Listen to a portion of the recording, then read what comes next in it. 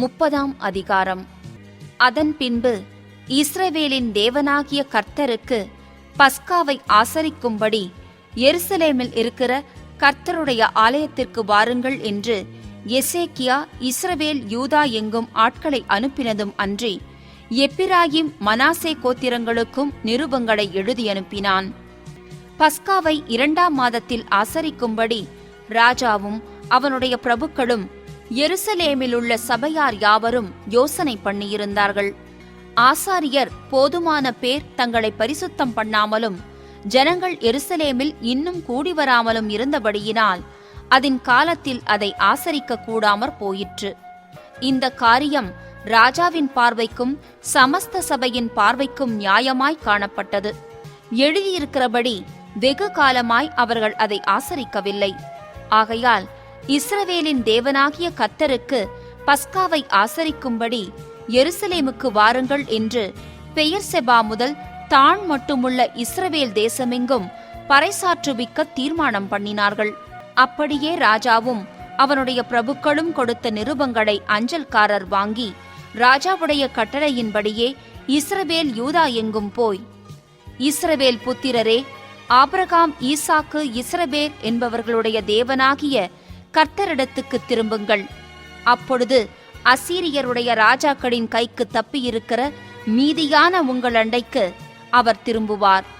தங்கள் பிதாக்களின் தேவனாகிய கர்த்தருக்கு துரோகம் பண்ணின உங்கள் பிதாக்களைப் போலவும் உங்கள் சகோதரரைப் போலவும் இராதேயுங்கள். அதற்காக நீங்கள் காண்கிறபடியே அவர்கள் பாழாய்ப் போகிறதற்கு ஒப்புக் கொடுத்தாரே. இப்போதும் உங்கள் பிதாக்களைப் போல உங்கள் கழுத்தை கடினப்படுத்தாதேயுங்கள். நீங்கள் கர்த்தருக்கு உடன்பட்டு அவர் சதா காலத்துக்கும் பரிசுத்தம் பண்ணின அவருடைய பரிசுத்த ஸ்தலத்திற்கு வந்து உங்கள் தேவனாகிய கர்த்தரை சேவியுங்கள். அப்பொழுது அவருடைய உக்கிரமான கோபம் உங்களை விட்டு திரும்பும். நீங்கள் கர்த்தரிடத்துக்கு திரும்பினால் உங்கள் சகோதரரும் உங்கள் பிள்ளைகளும் தங்களை சிறைப்பிடித்தவர்களுக்கு முன்பாக இரக்கம் பெறுகிறதற்கும் இந்த தேசத்திற்கு திரும்புகிறதற்கும் அது ஏதுவாகும். உங்கள் தேவனாகிய கர்த்தர் கிருபையும் இரக்கமும் உள்ளவர். நீங்கள் அவரிடத்திற்கு திரும்பினால் அவர் தம்முடைய முகத்தை உங்களை விட்டு விலக்குவதில்லை என்றார்கள். அப்படி அந்த அஞ்சல்காரர் எப்பிராயிம் மனாசே தேசங்களில் செபுலோன் மட்டுக்கும் ஊரூராக திரிந்தார்கள். ஆனாலும் அவர்கள் இவர்களை பார்த்து நகைத்து பரிகாசம் பண்ணினார்கள். ஆகிலும் ஆசேரிலும் மனாசேயிலும் செபுலோனிலும் சிலர் மனத்தாழ்மையாகி எருசலேமுக்கு வந்தார்கள். யூதாவிலும் கர்த்தருடைய வார்த்தையின்படியே ராஜாவும் பிரபுக்களும் கட்டளையிட்ட பிரகாரம் செய்கிறதற்கு தேவனுடைய கரம் அவர்களை ஒருமனப்படுத்திற்று. அப்படியே 2ஆம் மாதத்தில் புளிப்பில்லாத அப்ப பண்டிகையை ஆசரிக்க வெகு ஜனங்கள் எருசலேமில் மகா பெரிய சபையாய் கூடினார்கள். அவர்கள் எழும்பி எருசலேமில் உண்டான பலிபீடங்களையும் தூப பீடங்களையும் அகற்றி கீதரோன் ஆற்றிலே போட்டார்கள். பின்பு அந்த 2ஆம் மாதம் 14ஆம் தேதியில் பஸ்காவின் ஆட்டுக்குட்டிகளை அடித்தார்கள். ஆசாரியரும் லேவியரும் வெட்கி தங்களை சுத்தம் பண்ணி சர்வாங்க தகன பலிகளை கர்த்தருடைய ஆலயத்திற்கு கொண்டு வந்து தேவனுடைய மனுஷனாகிய மோசேயின் நியாயப்பிரமாணத்திற்கு ஏற்ற தங்கள் முறைமையின்படியே தங்கள் ஸ்தானத்திலே நின்றார்கள். ஆசாரியர் லேவியரின் கையிலிருந்து இரத்தத்தை வாங்கி தெளித்தார்கள்.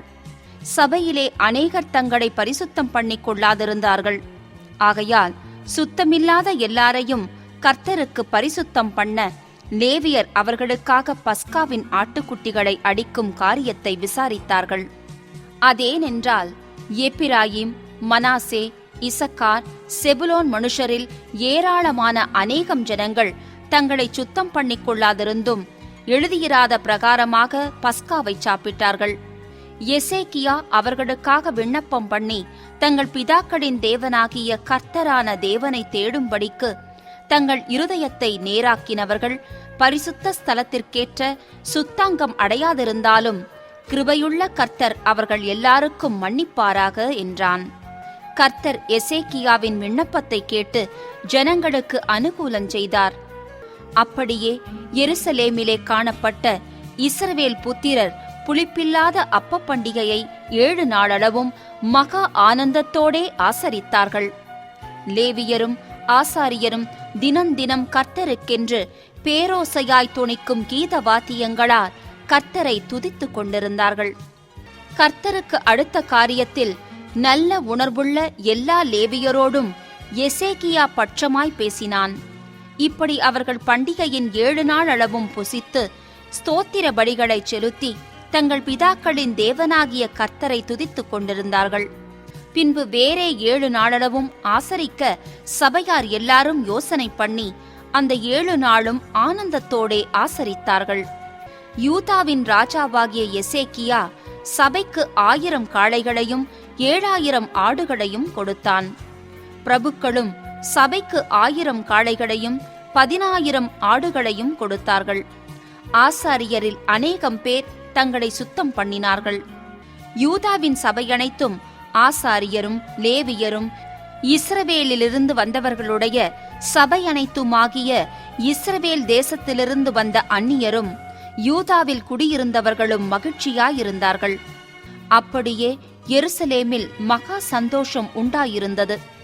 தாவீதின் குமாரனாகிய சாலமோன் என்னும் இஸ்ரவேலுடைய ராஜாவின் நாட்கள் முதற்கொண்டு இப்படி எருசலேமில் நடந்ததில்லை. லேவியரான ஆசாரியர்கள் எழுந்து நின்று ஜனத்தை ஆசிர்வதித்தார்கள். அவர்களுடைய சத்தம் கேட்கப்பட்டு அவர்களுடைய விண்ணப்பம் அவருடைய பரிசுத்த வாசஸ்தலமாகிய பரலோகத்தில் வந்து எட்டினது. 31 அதிகாரம். இவையெல்லாம் முடிந்த பின்பு வந்திருந்த இஸ்ரவேலர் எல்லாரும் யூதாவின் பட்டணங்களுக்கு புறப்பட்டு போய் யூதா பென்யமீனெங்கும் எப்பிராயீமிலும் மனாசேயிலும் கூட உண்டான சிலைகளை உடைத்து விக்கிரகத் தோப்புகளை வெட்டி மேடைகளையும் பீடங்களையும் இடித்து அவைகளையெல்லாம் தகர்த்து போட்டார்கள். பின்பு இஸ்ரவேல் புத்திரர் எல்லாரும் அவரவர் தங்கள் ஊர்களில் இருக்கிற தங்கள் காணியாட்சிக்கு திரும்பினார்கள். எசேக்கியா ஆசாரியர் லேவியருடைய வகுப்புகளை அவர்கள் வரிசைகளின் படியேயும் அவரவரை அவர்கள் ஊழியத்தின் படியேயும் திட்டப்படுத்தி ஆசாரியரையும் லேவியரையும் சர்வாங்க தகன பலிகளையும் சமாதான பலிகளையும் செலுத்தவும் கர்த்தருடைய பாளையத்தின் வாசல்களில் ஊழியன் செய்து துதித்து ஸ்தோத்திரிக்கவும் ஒழுங்குபடுத்தினான். ராஜா கர்த்தருடைய நியாய பிரமாணத்தில் எழுதியிருக்கிறபடியே அந்தி சந்திகளில் செலுத்த வேண்டிய சர்வாங்க தகன பலிகளுக்கும் ஓய்வு நாட்களிலும் மாத பிறப்புகளிலும் பண்டிகைகளிலும் செலுத்த வேண்டிய சர்வாங்க தகன பலிகளுக்கும் தன் ஆஸ்தியிலிருந்தெடுத்து தன் பங்கை கொடுத்தான். ஆசாரியரும் லேவியரும் கர்த்தருடைய நியாயப்பிரமாணத்தை உற்சாகமாய் கைக்கொள்ளும்படி அவர்களுக்குரிய பாகத்தை கொடுக்க ஜனங்களுக்கும் எருசலேமின் குடிகளுக்கும் கட்டளையிட்டான். இந்த வார்த்தை பிரசித்தமான போது இஸ்ரவேல் புத்திரர் தானியத்திலும் திராட்சரசத்திலும் எண்ணெயிலும் தேனிலும் நிலத்தின் எல்லா வரத்திலும் முதற் பலன்களை திரளாக கொண்டு வந்து சகலத்திலும் தசம பாகத்தை பரிபூரணமாய் கொடுத்தார்கள். யூதாவின் பட்டணங்களில் குடியிருந்த இஸ்ரவேல் புத்திரரும் யூதா புத்திரரும் மாடுகளிலும் ஆடுகளிலும் தசம பாகத்தையும் தங்கள் தேவனாகிய கர்த்தருக்கு பரிசுத்தம் பண்ணப்பட்டவைகளில் தசம பாகத்தையும் கொண்டு வந்து குவியல் குவியலாக வைத்தார்கள். 3ஆம் மாதத்தில் குவியல் செய்யத் தொடங்கி 7ஆம் மாதத்தில் முடித்தார்கள். எசேக்கியாவும் பிரபுக்களும் வந்து அந்த குவியல்களை காணும் போது கர்த்தருக்கு ஸ்தோத்திரம் செலுத்தி அவருடைய ஜனமாகிய இஸ்ரவேலை புகழ்ந்தார்கள். அந்த குவியல்களை குறித்து எசேக்கியா ஆசாரியரையும் லேவியரையும் விசாரித்த போது சாதோக்கின் சந்ததியானாகிய அசரியா எனும் பிரதான ஆசாரியன் அவனை நோக்கி, இந்த காணிக்கையை கர்த்தருடைய ஆலயத்திற்கு கொண்டு வரத் தொடங்கினது முதல் நாங்கள் சாப்பிட்டு திருப்தி அடைந்தோம். இன்னும் மிச்சமும் இருக்கிறது. கர்த்தர் தம்முடைய ஜனத்தை ஆசீர்வதித்ததினால் இந்த திரட்சியான அம்பாரம் மீந்திருக்கிறது என்றான். அப்பொழுது எசேக்கியா கர்த்தருடைய ஆலயத்தில் பண்டக சாலைகளை ஆயத்தப்படுத்தச் சொன்னான். அவர்கள் அவைகளை ஆயத்தப்படுத்தின பின்பு அவைகளிலே காணிக்கைகளையும் தசம பாகத்தையும் பரிசுத்தம் பண்ணப்பட்டவைகளையும் உண்மையாய் எடுத்து வைத்தார்கள். அவைகளின் மேல் லேவியனாகிய கொனனியா தலைவனும் அவன் தம்பியாகிய சிமேயி 2வதுமாயிருந்தான். ராஜாவாகிய எசேக்கியாவும் தேவனுடைய ஆலய விசாரணைக்காரனாகிய அசரியாவும் பண்ணின கட்டளையின்படியே எகியேலும் அசசியாவும் நாகாத்தும் ஆசகேலும் எரிமோத்தும் யோசபாத்தும் ஏலியேலும் இஸ்மகியாவும் மாகாத்தும் பெனாயாவும் கொனனியாவின் கீழும் அவன் தம்பியாகிய சிமேயியின் கீழும் விசாரிப்புக்காரராயிருந்தார்கள். கிழக்கு வாசலை காக்கிற இம்னாவின் குமாரனாகிய கோரே எனும் லேவியன் கர்த்தருக்கு செலுத்தப்பட்ட காணிக்கைகளையும் மகா பரிசுத்தமானவைகளையும் பங்கிடும் படிக்க தேவனுக்கு செலுத்தும் உற்சாக காணிக்கைகள் மேல் அதிகாரியாயிருந்தான். அவனுடைய கைக்கு உதவியாக ஆசாரியரின் பட்டணங்களில் வகுப்புகளின் படியிருக்கிற தங்கள் சகோதரரிலே பெரியவனுக்கும் சிறியவனுக்கும் சரிசமானமாய் கொடுக்கும் படிக்க உண்மையுள்ளவர்களாக எண்ணப்பட்ட ஏதேனும் மின்யமீனும் யெசுவாவும் செமாயாவும் அமரியாவும் செக்கனியாவும் ஏற்படுத்தப்பட்டார்கள். வம்ச அட்டவணைகளில் எழுதப்பட்ட 3 வயது முதல் அதற்கு மேற்பட்ட ஆண் பிள்ளைகளை தவிர கர்த்தருடைய ஆலயத்திற்குள் பிரவேசிக்கிற அவரவருக்கும் தங்கள் வகுப்புகளின்படியே தங்கள் முறைகளிலே தாங்கள் செய்கிற தங்கள் பணிவிடைக்கு தக்கதாய் அனுதினப்படி கொடுக்கப்பட்டது. தங்கள் பிதாக்களின் வம்ச அட்டவணைகளில் எழுதப்பட்ட தங்கள் வகுப்புகளின்படியே தங்கள் முறைகளில் இருக்கிற 20 வயது முதல் அதற்கு மேற்பட்ட ஆசாரியருக்கும் லேவியருக்கும் அவர்களுடைய எல்லா கூட்டத்தின் அட்டவணையிலும் எழுதப்பட்ட அவர்களுடைய எல்லா குழந்தைகளுக்கும் மனைவிகளுக்கும் குமாரருக்கும் குமாரத்திகளுக்கும் பங்கு கொடுத்தார்கள். அவர்கள் பரிசுத்தமானதை உண்மையின்படி பரிசுத்தமாய் விசாரித்தார்கள். ஆசாரியரில் எல்லா ஆண் பிள்ளைகளுக்கும் லேவியருக்குள்ளே அட்டவணையில் எழுதப்பட்டவர்கள் எல்லாருக்கும் படி கொடுக்க ஆசாரியருடைய ஒவ்வொரு பட்டணத்துக்கடுத்த வெளிநிலங்களிலும் ஆரோன் புத்திரரில் பேர் பேராக குறிக்கப்பட்ட மனுஷர் இருந்தார்கள். இந்த பிரகாரமாக எசேக்கியா யூதாவெங்கும் நடப்பித்து தன் தேவனாகிய கர்த்தருக்கு முன்பாக நன்மையும் செம்மையும் உண்மையுமானதை செய்தான். அவன் தேவனுடைய ஆலயத்தின் வேலையிலும் தன் தேவனை தேடும் படிக்க நியாய பிரமாணத்திற்கும் கற்பனைக்கும் அடுத்த காரியத்திலும் என்ன செய்யத் தொடங்கினானோ அதையெல்லாம் தன் முழு இருதயத்தோடும் செய்து சித்தி பெற்றான். 32ஆம் அதிகாரம். இக்காரியங்கள் நடந்தேறி வருகையில் அசீரியா ராஜாவாகிய சனகெரிப் வந்து யூதாவுக்குள் பிரவேசித்து அரணான பட்டணங்களுக்கு எதிராக பாளையமிறங்கி அவைகளை தன் வசமாக்கிக் கொள்ள நினைத்தான். சனகெரிப் வந்து எருசலேமின் மேல் யுத்தம் பண்ண நோக்கம் கொண்டிருப்பதை எசேக்கியா கண்டபோது நகரத்திற்கு புறம்பே இருக்கிற ஊற்றுகளை தூர்த்து போட தன் பிரபுக்களோடும் தன் பராக்கிரமசாலிகளோடும் ஆலோசனை பண்ணினான். அதற்கு அவர்கள் உதவியாயிருந்தார்கள். அசீரியா ராஜாக்கள் வந்து அதிக தண்ணீரை கண்டுபிடிப்பானேன் என்று சொல்லி அநேகம் ஜனங்கள் கூடி எல்லா ஊற்றுகளையும் நாட்டின் நடுவில் பாயும் ஓடையையும் தூர்த்து போட்டார்கள். அவன் திடன் கொண்டு இடிந்து போன மதிலையெல்லாம் கட்டி அவைகளையும் வெளியிலுள்ள மற்ற மதிலையும் கொத்தளங்கள் மட்டும் உயர்த்தி தாவீது நகரத்தின் கோட்டையை பலப்படுத்தி திரளான ஆயுதங்களையும் கேடகங்களையும் பண்ணி ஜனத்தின் மேல் படைத்தலைவரை வைத்து அவர்களை நகரவாசலின் வீதியிலே தன்னண்டையில் கூடிவரச் செய்து அவர்களை நோக்கி, நீங்கள் திடன் கொண்டு தைரியமாயிருங்கள்.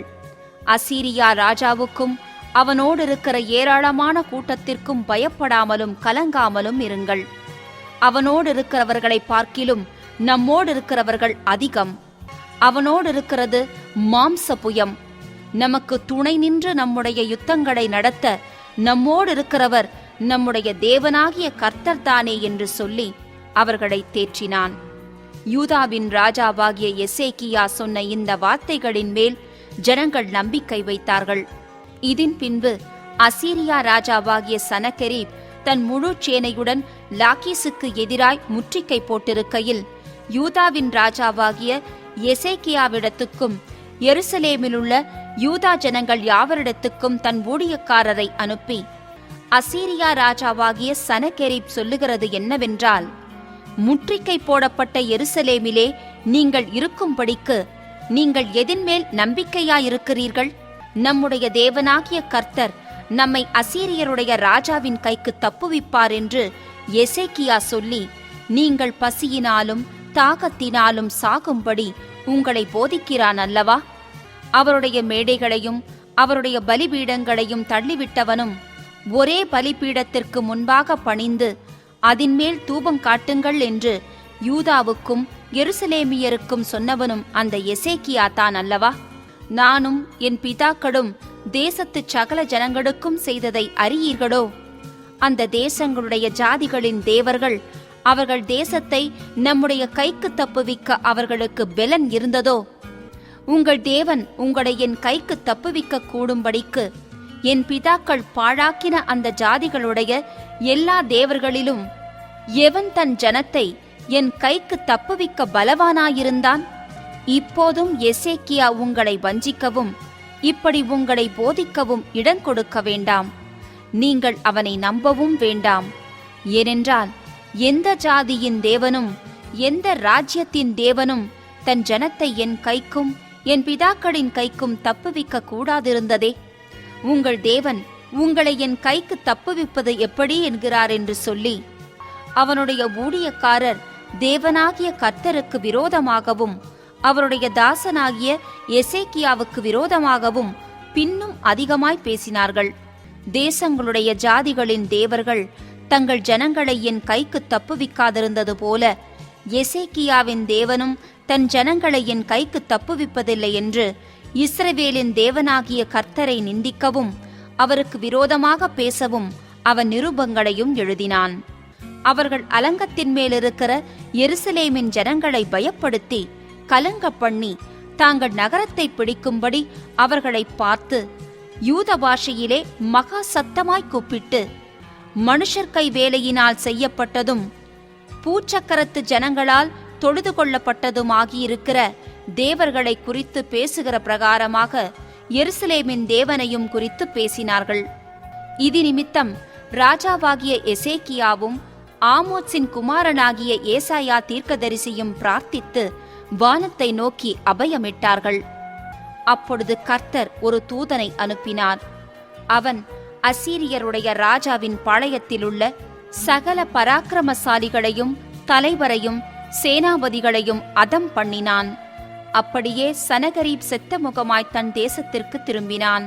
அங்கே அவன் தன் தேவனுடைய கோவிலுக்குள் பிரவேசிக்கிற போது அவனுடைய கற்ப பிறப்பான சிலர் அவனை பட்டயத்தால் வெட்டி போட்டார்கள். இப்படி கர்த்தர் எசேக்கியாவையும் எருசலேமின் குடிகளையும் அசீரியருடைய ராஜாவாகிய சனகெரிபின் கைக்கும் மற்ற எல்லாருடைய கைக்கும் நீங்களாக்கி ரட்சித்து அவர்களை சுற்றுப்புறத்தாருக்கு விலக்கி ஆதரித்து நடத்தினார். அநேகம் பேர் கர்த்தருக்கென்று எருசலேமுக்கு காணிக்கைகளையும் யூதாவின் ராஜாவாகிய எசேக்கியாவுக்கு உச்சிதங்களையும் கொண்டு வந்தார்கள்.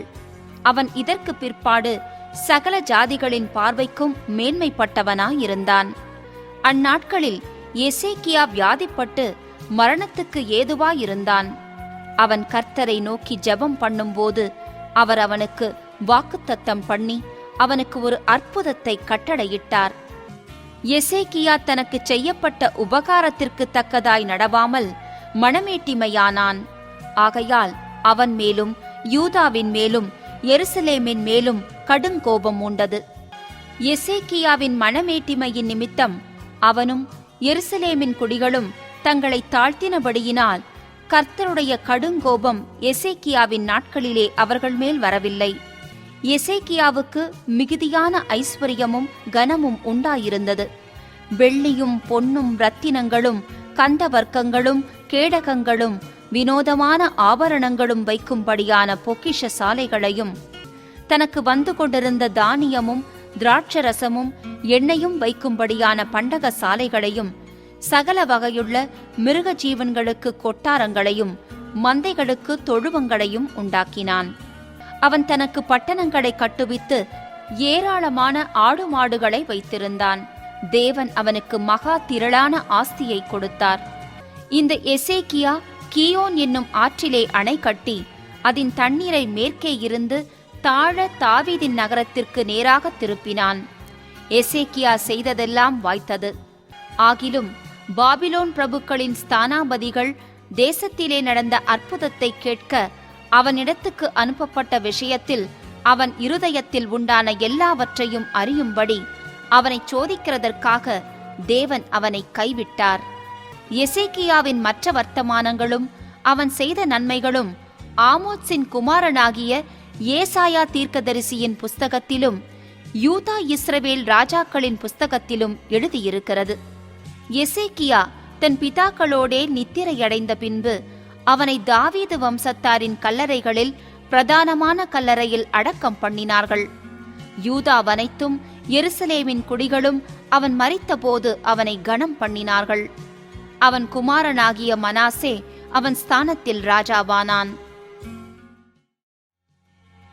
33 அதிகாரம். மனாசே ராஜாவாகிற போது 12 வயதாயிருந்து 55 வருஷம் எருசலேமில் அரசாண்டான். கர்த்தர் இஸ்ரவேல் புத்திரருக்கு முன்பாக துரத்தின ஜாதிகளுடைய அருவருப்புகளின்படியே அவன் கர்த்தரின் பார்வைக்கு பொல்லாப்பானதைச் செய்தான். அவன் தன் தகப்பனாகிய எசேக்கியா தகர்த்து போட்ட மேடைகளை திரும்பவும் கட்டி பாகால்களுக்கு பலிபீடங்களை எடுப்பித்து விக்கிரகத் தோப்புகளை உண்டாக்கி வானத்தின் சேனையை எல்லாம் பணிந்து கொண்டு அவைகளை சேவித்து, எருசலேமிலே என் நாமம் என்றென்றைக்கும் விளங்கும் என்று கர்த்தர் சொன்ன தம்முடைய ஆலயத்திலே பலிபீடங்களை கட்டி கர்த்தருடைய ஆலயத்தின் 2 பிராகாரங்களிலும் வானத்தின் சேனைகளுக்கெல்லாம் பலிபீடங்களை கட்டினான். அவன் இன்னோம் குமாரரின் பள்ளத்தாக்கிலே தன் குமாரரை தீமிதிக்க பண்ணி நாளும் நிமித்தமும் பார்த்து பில்லி சூனியங்களை அனுசரித்து அஞ்சனம் பார்க்கிறவர்களையும் குறி சொல்லுகிறவர்களையும் வைத்து கர்த்தருக்கு கோபமுண்டாக அவர் பார்வைக்கு மிகுதியும் பொல்லாப்பானதைச் செய்தான். இந்த ஆலயத்திலும் இஸ்ரவேல் கோத்திரங்களிலெல்லாம் நான் தெரிந்து கொண்ட எருசலேமிலும் என் நாமத்தை என்றென்றைக்கும் விளங்க பண்ணுவேன் என்றும் நான் மோசேயை கொண்டு இஸ்ரவேலுக்கு கொடுத்த சகல நியாய பிரமாணத்திற்கும் கட்டளைகளுக்கும் நியாயங்களுக்கும் ஒத்தபடியே அவர்களுக்கு நான் கற்பித்தவைகளையெல்லாம் அவர்கள் செய்ய சாவதானமாய் இருந்தார்களேயாகில் நான் இனி அவர்கள் காலை அவர்கள் பிதாக்களுக்கு நிலைப்படுத்தி வைத்த தேசத்திலிருந்து விலக பண்ணுவதில்லை என்றும் தேவன் தாவீதோடும் அவன் குமாரனாகிய சாலமோனோடும் சொல்லியிருந்த தேவனுடைய ஆலயத்தில்தானே அவன் தான் பண்ணுவித்த விக்கிரகமாகிய சிலையை ஸ்தாபித்தான். அப்படியே கர்த்தர் இஸ்ரவேல் புத்திரருக்கு முன்பாக அழைத்த ஜாதிகளை பார்க்கிலும் யூதாவும் எருசலேமின் குடிகளும் பொல்லாப்பு செய்யத்தக்கதாய் மனாசே அவர்களை வழி தப்பிப்போக பண்ணினான். கர்த்தர் மனாசேயோடும் அவனுடைய ஜனத்தோடும் பேசின போதிலும் அவர்கள் கவனிக்காதே போனார்கள். ஆகையால் கர்த்தர் அசீரியா ராஜாவின் சேனாபதிகளை அவர்கள் மேல் வரப்பண்ணினார். அவர்கள் மனாசேயை முட்செடிகளில் பிடித்து 2 வெண்கல சங்கிலியால் அவனை கட்டி பாபிலோனுக்கு கொண்டு போனார்கள். இப்படி அவன் நெருக்கப்படுகையில் தன் தேவனாகிய கர்த்தரை நோக்கி கெஞ்சி தன் பிதாக்களின் தேவனுக்கு முன்பாக மிகவும் தன்னை தாழ்த்தினான். அவரை நோக்கி அவன் விண்ணப்பம் பண்ணிக் கொண்டிருக்கிற போது அவர் அவன் கெஞ்சுதலுக்கு இறங்கி அவன் ஜெபத்தை கேட்டு அவனை திரும்ப எருசலேமிலுள்ள தன்னுடைய ராஜ்யத்திற்கு வரப்பண்ணினார். கர்த்தரே தேவன் என்று அப்பொழுது மனாசே அறிந்தான். பின்பு அவன் தாவீதுடைய நகரத்தின் வெளி அலங்கத்தை கியோனுக்கு மேற்கே இருக்கிற பள்ளத்தாக்கு தொடங்கி மீன்வாசல் மட்டும் கட்டி ஓபேலை சுற்றிலும் அதை வளைத்து அதை மிகவும் உயர்த்தி யூதாவிலுள்ள அரணான பட்டணங்களிலெல்லாம் இராணுவ தலைவரை வைத்து கர்த்தருடைய ஆலயத்திலிருந்து அந்நிய தேவர்களையும் அந்த விக்கிரகத்தையும் எடுத்து போட்டு கர்த்தருடைய ஆலயமுள்ள மலையிலும் எருசலேமிலும் தான் கட்டியிருந்த எல்லா பலிபீடங்களையும் அகற்றி பட்டணத்திற்கு புறம்பாக போடுவித்து கர்த்தருடைய பலிபீடத்தை செப்பனிட்டு அதின்மேல் சமாதான பலிகளையும் ஸ்தோத்திர பலிகளையும் செலுத்தி இஸ்ரவேலின் தேவனாகிய கர்த்தரை சேவிக்க வேண்டும் என்று யூதாவுக்கு கட்டளையிட்டான். ஆகிலும் ஜனங்கள் இன்னும் மேடைகளில் பலியிட்டு வந்தார்கள். என்றாலும் தங்கள் தேவனாகிய கர்த்தருக்கென்றே அப்படிச் செய்தார்கள். மனாசேயின் மற்ற வர்த்தமானங்களும் அவன் தன் தேவனை நோக்கி பண்ணின விண்ணப்பமும் இஸ்ரவேலின் தேவனாகிய கர்த்தரின் நாமத்தில் அவனோடே பேசின ஞான திருஷ்டிக்காரரின் வார்த்தைகளும் இஸ்ரவேல் ராஜாக்களின் புஸ்தகத்தில் எழுதியிருக்கிறது. அவனுடைய விண்ணப்பமும் அவன் கெஞ்சுதலுக்கு கர்த்தர் இறங்கினதும் அவன் தன்னை தாழ்த்தினதற்கு முன்னே பண்ணின அவனுடைய எல்லா பாவமும் துரோகமும் அவன் மேடைகளை கட்டி விக்கிரகத் தோப்புகளையும் சிலைகளையும் ஸ்தாபித்த இடங்களும் ஓசாயின் பிரபந்தத்தில் எழுதியிருக்கிறது. மனாசே தன் பிதாக்களோடே நித்திரையடைந்த பின்பு அவனை அவன் வீட்டிலே அடக்கம் பண்ணினார்கள். அவன் குமாரனாகிய ஆமோன் அவன் ஸ்தானத்தில் ராஜாவானான். ஆமோன் ராஜாவாகிற போது 22 வயதாயிருந்து 2 வருஷம் எருசலேமில் அரசாண்டான். அவன் தன் தகப்பனாகிய மனாசே செய்தது போல கர்த்தரின் பார்வைக்கு பொல்லாப்பானதை செய்தான். தன் தகப்பனாகிய மனாசே பண்ணுவித்திருந்த விக்கிரகங்களுக்கெல்லாம் ஆமோன் பலியிட்டு அவைகளை சேவித்தான். தன் தகப்பனாகிய மனாசே தன்னை தாழ்த்திக் கொண்டது போல இந்த ஆமோன் என்பவன் கர்த்தருக்கு முன்பாக தன்னை தாழ்த்தாமல் மேன்மேலும் அக்கிரமம் செய்து வந்தான். அவன் ஊழியக்காரர் அவனுக்கு விரோதமாய் கட்டுப்பாடு பண்ணி அவன் அரமனையிலே அவனை கொன்று போட்டார்கள். அப்பொழுது தேசத்து ஜனங்கள் ஆமோன் எனும் ராஜாவுக்கு விரோதமாய் கட்டுப்பாடு பண்ணின யாவரையும் வெட்டி போட்டு அவன் குமாரனாகிய யோசியாவை அவன் ஸ்தானத்தில் ராஜாவாக்கினார்கள்.